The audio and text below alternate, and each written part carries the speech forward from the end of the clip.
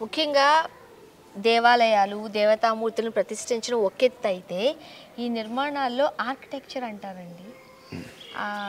ఎంత అందంగా శిల్పకళ కొలువిదీరింది అంటే, ఇప్పుడు మనం దేవతామూర్తులను సందర్శించడానికి లేకపోతే గుడులను సందర్శించడానికి 2 తెలుగు రాష్ట్రాల్లోనూ వేరే వేరే రాష్ట్రాలకు వెళుతూ ఉంటాం.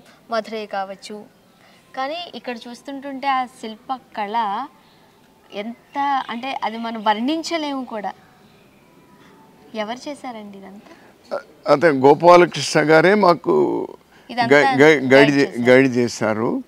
దీనిలో గుప్తుల కాలంది, చోళుల కాలంది, అన్ని రకాల ఆనాటి వివిధ రాజ్యాల్లో ఉన్నటువంటి శిలా నైపుణ్యం ఏమైతే ఉన్నాయో వాటన్నిటి కూడా దీనిలో జొప్పించడం జరిగింది.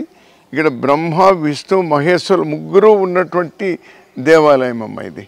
అందరూ ఇంకా అక్కడెక్కడ పోవాల్సినటువంటి అవసరం లేదు.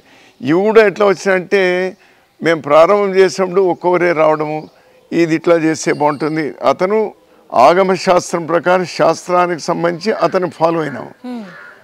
మా అవసరాలు లేకపోతే మా ఆకాంక్షలు, ఇక్కడ ప్రజలకు కావాల్సినటువంటి ఆ సెంటిమెంట్స్ ఏవైతే ఉన్నాయో దాని ప్రకారం కూడా వీటిలో అన్నిటి కూడా మిళితం చేసి నిర్మాణం జరిగింది.